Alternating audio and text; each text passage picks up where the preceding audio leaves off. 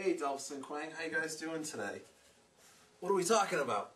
I'm talking with Delphis about the difference between Maoism and collectivism. Yeah, there are many similarities, but some interesting differences. Yes, in China we value the society above the individuals.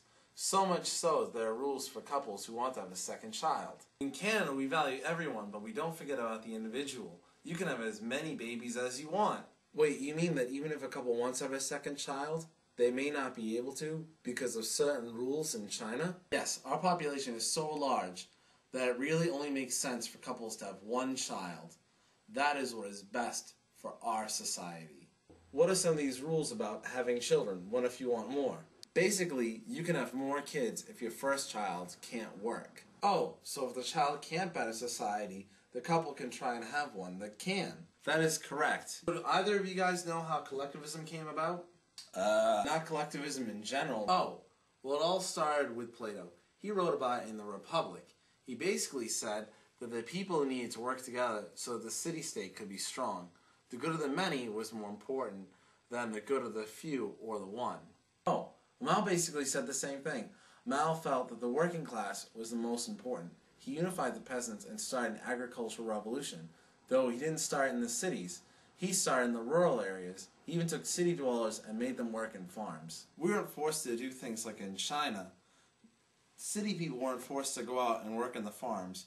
We did it because we had to because of the harsh environment, and we started in the cities, like how Plato said collectivism should. Mao said that the land belongs to the people, so he took the rich people's land and gave it to everyone. In Canada, the state owns the land and leases it to the people. Wait, so I don't get it. You mean to tell me that people can't own their own house? No, not in the way that you own your land. But Canadians do get many benefits from the state, such as universal health care. No, the U.S. is still debating on whether or not universal health care is a good idea. We do have some collectivist things though, like public schools, police departments, and the fire department. China's fire departments, police departments, and public schools as well. China has always worked hard to modernize itself. Mao created the idea of the Great Leap Forward in 1958 to further industrialize China to better the people's lives. After Mao died, China had a great economic reform. Now everything is made in China. It's something Mao would have been very proud of, that his economic model dominated the West. Collectivist policies aren't a bad thing. They protect people. They help ensure that people can get help when they need it. And they don't have to worry that no one will be there to take care of them if they need help being taken care of. It's a good thing that these policies exist, but shouldn't a person take some personal responsibility? It's not your fault if you get sick or if you get hurt, so the state should be there to take care of you. But you can prevent yourself from getting sick and from getting hurt. The state takes care of you because you help contribute to the state.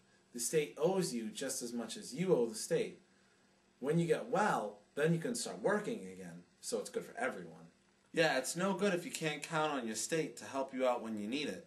In a collectivist society, the goals of the group are more important than the individual goals. One of the goals of our society is that everyone is healthy and able to work. Yes, that is true. In China, the goal in Mao's time was to get everyone on the same page, so he had re-education camps to take the upper class and make them understand what life was like for the lower class, and thus eliminating class structure. Sometimes it wasn't easy though. During the Cultural Revolution from 1966 to 1976, there was massive upheaval in the country because people had a hard time adjusting. But they eventually adjusted. I can imagine it must have been hard for people to go from large cities to small rural areas and from having large families to just having one child. Well, the Chinese people have a great way of adapting to change.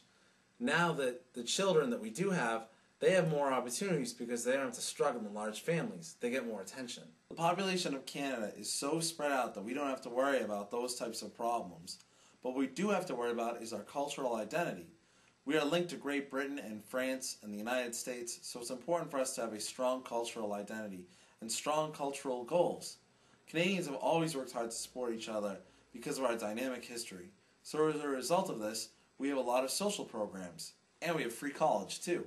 I wish I had free college. I'm in debt up to my eyeballs, dagnabs it. In China, students are accepted into university based on test results. If they do not pass the tests, then they become workers. This way, people are put where they can be best for society. We have tests to get into college too, and you can take anything you want, but you have to pay for it, and the state only provides you with a basic education.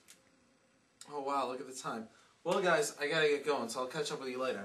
Well, it was interesting talking to you guys. I'll see you later. It was interesting talking to you guys too. I learned a lot about the similarities and differences between Maoism and collectivism. It was pretty informative. See you later.